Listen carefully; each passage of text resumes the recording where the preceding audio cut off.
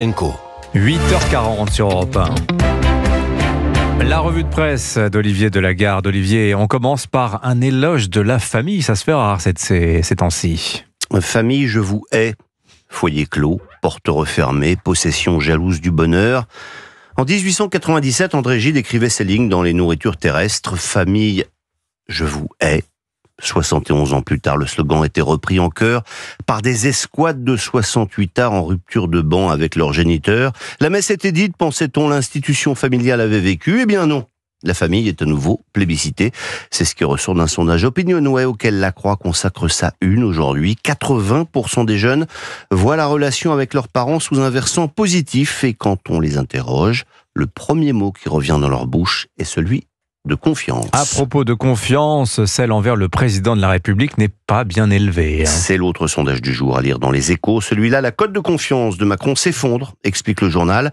Pour la première fois depuis 2017, la cote de confiance du président de la République s'établit à 18% seulement, selon l'Institut Elab. C'est une baisse de 3 points en un mois et de 9 points depuis l'été dernier. C'est l'alerte rouge, commande Bernard Sananès.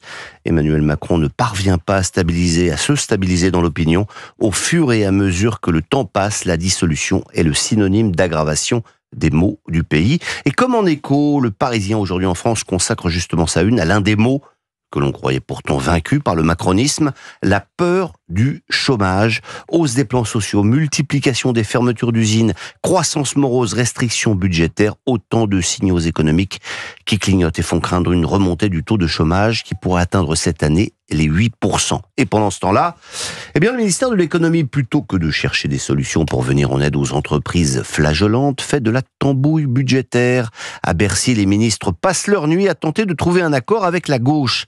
Et devant la liste des exigences socialo-écolo-communistes, le sang de Gaëtan de Capelle, à la une du Figaro, ne fait qu'un tour. Accrochez vos ceintures, écrit-il. Augmentation du SMIC et du point d'indice des fonctionnaires, suppression des coupes budgétaires envisagées, maintien de l'AME, taxation des dividendes, hausse des impôts de production et pour couronner le tout, suspension de la réforme des retraites. Ce musée des horreurs, comme il l'appelle, qui a conduit la France où elle se trouve, ferait fuir le premier économiste venu, pas le ministre des Finances, qui s'ébaudit devant ce dialogue fécond. Ben voilà.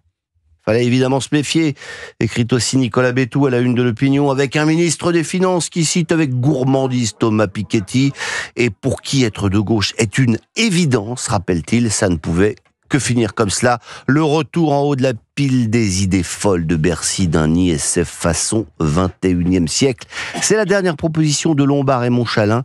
À la gauche, révèle l'Opinion, une taxation du patrimoine des plus grandes fortunes qui pourrait rapporter 3 milliards d'euros. Le projet fou de Bercy, comme l'appelle le journal.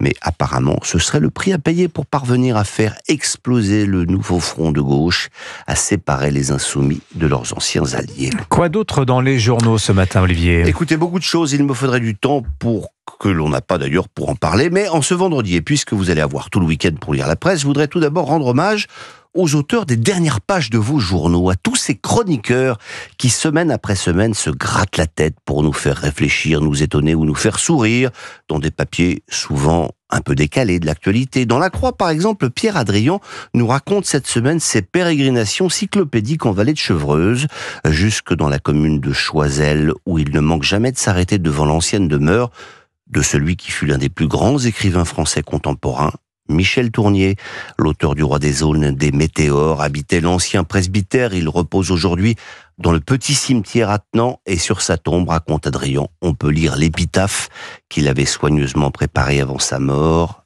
Je t'ai adoré, tu me l'as rendu au centuple, merci la vie. Mais on va se quitter ce matin avec d'autres remerciements. Merci à Catherine Ney, qui est en face de moi et qui n'est pas au courant de cette déclaration, mais ça fait déjà longtemps que vous nous régalez avec vos papiers.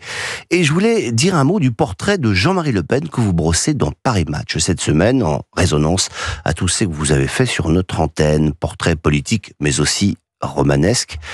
Depuis plus d'un demi-siècle, la famille Le Pen n'a cessé de se déchirer. Une saga pour Netflix, écrivez-vous. Ouais, Pierrette, la femme de Jean-Marie, s'était sauvée un petit matin pour rejoindre le biographe de son mari.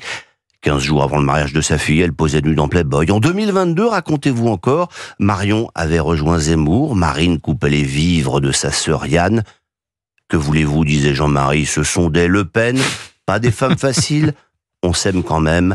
La famille, vous disait le menhir. La famille est encore le lieu où l'on peut le mieux survivre. Et c'est aussi vrai en cette année de 70e anniversaire au sein de la grande famille Europe 1.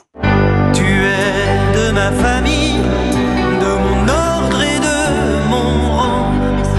Celle que j'ai choisie, celle que je ressens dans cette armée de simples gens. Et la personnalité préférée des Français, Jean-Jacques Goldman, pour conclure votre magnifique revue de presse. Ça vous a touché, Catherine? Oui, beaucoup. Oui, mais c'était très beau ce que vous avez dit, Olivier. Vous avez raison. Louons la famille, célébrons la famille. Valeur qui remonte à vous écouter.